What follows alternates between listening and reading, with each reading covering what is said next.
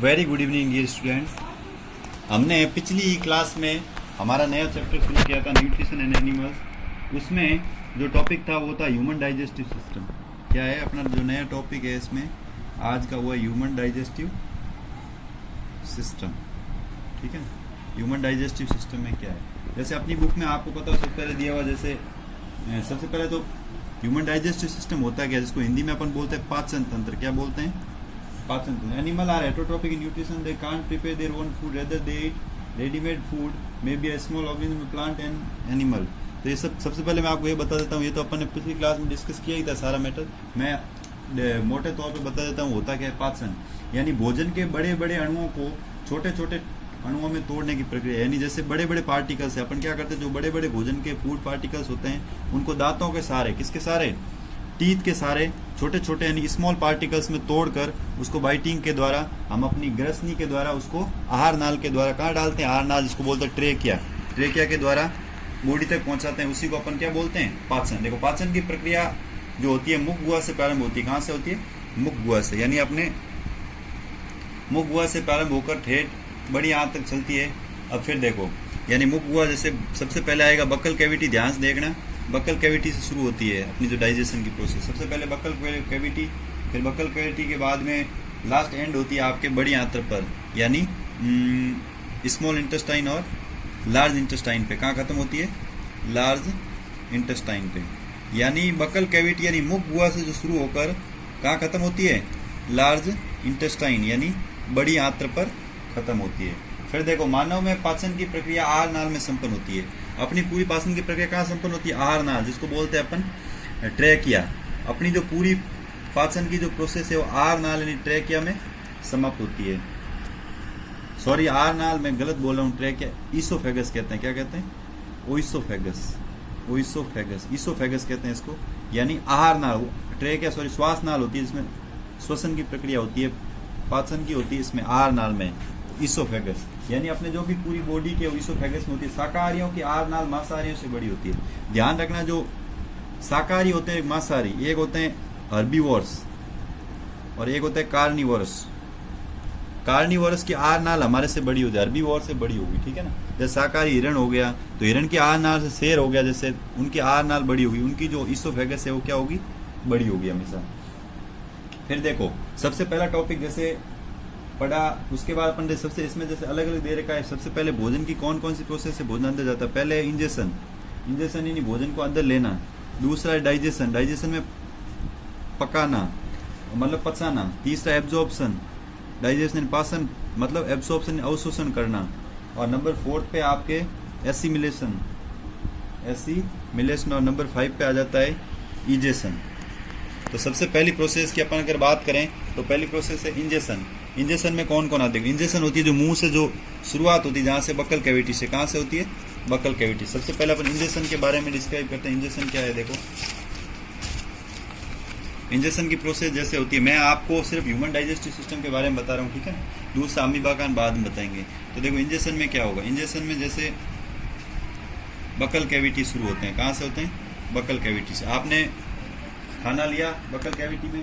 अब buccal cavity में क्या अलग अलग होंगे, जैसे टीथ होगी, मुंह में आपको टीथ होती है, टंग होती है, टंग के बाद में वहाँ यवला होगा और एक होगी लार ग्रंथियाँ। ठीक है। तो अब देखो, सबसे पहले टीथ। टीथ अपने पास कितने प्रकार के होते हैं? मतलब 2 टाइप्स के टीथ होते हैं। मैं थोड़ा थोड़ा हल्का हल्का बताता हूँ टीथ क्या होता है। टीथ 2 टाइप्स के होते हैं। जैसे उससे पहले पढ़ते हैं टीथ होते कितने। बच्चों में जो छोटे बच्चे होते हैं ना, छोटे बच्चों में जो टीथ होते हैं ना, वो होते हैं आपके 2 टाइप्स के। जैसे टीथ कौन कौन से, जैसे एक 20 दांत, जैसे कहते हैं दूध के दांत। दूध के दांत हमेशा 20 ही होते हैं। ठीक है ना। और उसके बाद लेते हैं अपन वेस्क, यानी आपको पूछे दूध के दांत कितने होते हैं। मिल्क टीथ, जिसको क्या बोलते हो? Milk teeth. मिल्क टीथ होते हैं 20। और एक होता है एडल्ट टीथ, यानी वयस्क आदमी में कितने दांत होते हैं। तो वयस्क आदमी में हो जाएंगे 20 + 12 32। एक और चीज ध्यान रखना कि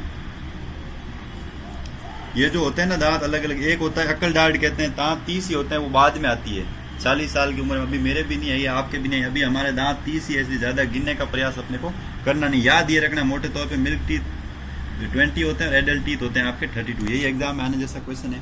फिर देखो इसकी जो स्ट्रक्चर और वर्क फंक्शन के आधार पर हम दांतों को टीथ को 4 टाइप्स में डिवाइड करते हैं, ठीक है ना, 4 टाइप्स क्या, ठीक है ना। तो देखो पहला होता है इंसाइजर बोलते हैं, क्या बोलते हैं, इंसाइजर्स होता है 8, जिसका काम होता है बाइटिंग, क्या करना होता है, जो काटने वाले दांत होते हैं ना उनको बोलते हैं इंसाइजर्स के बाद अगला है आपके कैनाइंस होते हैं आपके 4, इनका काम होता है चीरना या फाड़ना, ठीक है, कट करना, क्या होता है, कटिंग करना, चीरना या फाड़ना, उनका काम होता है कैनिन्स, जो एकदम सामने होते हैं, कैनिन्स कहाँ होते हैं, एकदम सामने होते हैं। फिर देखो अगला है प्रीमोलर्स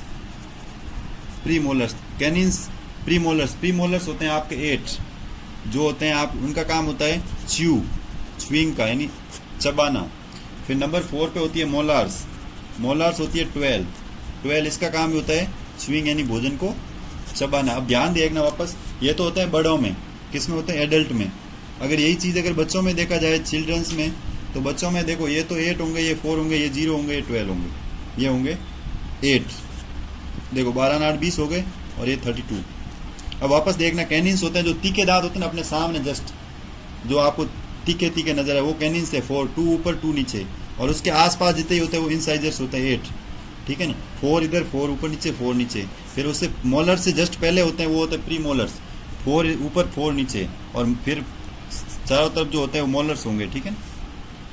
फिर देखो, फिर अगला टॉपिक ले जाए। अब देखो सबसे पहले जैसे बात करते छोटे बच्चों में सबसे पहले कौन से दांत आते हैं, तो सबसे पहले कौन से आते हैं, इंसाइजर, और छोटे बच्चों में प्रीमोलर दांत है जो नहीं पाए जाते, एब्सेंट होते हैं। फिर देखो हाथी के बाहर निकले हुए दांत इंसाइजर होते हैं, अपने को अपना इतना ज्यादा है नहीं। फिर देखो अपन आगे लेते हैं, दूसरा टॉपिक ले लेते हैं अपन टंग का, ठीक है ना। टंग का मैं आपको हल्का सा बताता हूँ। जीभ का काम होता है आपके भोजन का, जैसे जीभ है ना, जीभ थोड़ा टंग का बता देते हैं।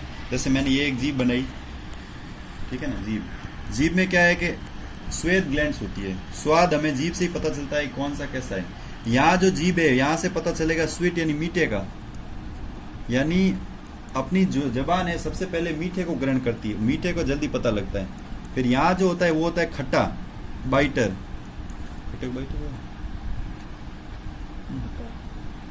सौर, यहाँ कौन सा टेस्ट होता है, सौर टेस्ट या स्वीट टेस्ट, ठीक है ना, सौर यानी खट्टा। फिर उसके बाद कड़वा होता है ना, वो यहाँ होता है, देखो ये जबान के यहाँ पे ये वाला हिस्से में कैसा आता है, बाइटर टेस्ट, कड़वा, यानी जो आपके तीखा होता है ना, तीखा मिर्ची वगैरह खाते हैं, तीखे का स्वाद हमें यहाँ से पता चलता है। आपने देखा हम रसगुल्लों के बहुत शौकीन होते हैं और नमकीन के कम होता है, क्योंकि सबसे पहले जो जबान का स्वाद होता है वो किसका होता है, मीठे का। अब ये जो जबान से जस्ट ऊपर वाला ये भाग होता है इसको बोलते हैं फेबुलम, क्या बोलते हैं, फेबुलम, और इससे ऊपर वाले इस भाग को बोलते हैं आयोड, क्या बोलते हैं, आयोड, ठीक है ना। ये तो इसका काम होता है, इसके जो जबान होती है उसके ऊपर स्वेद ग्लैंड्स पाई जाती हैं, स्वाद कलिकाएं, वो उसका स्वाद कलिकाएं वो अपने को स्वाद का ज्ञान कराती है। और धीरे धीरे आप देखोगे एज बढ़ेगी ना तो स्वाद ग्रंथियां हैं वो काम करना धीरे धीरे कम कर देगी, ठीक है ना। तो आज की सभा में तो इतना ही, अगली सभा अगली क्लास में। जय हिंद, जय भारत।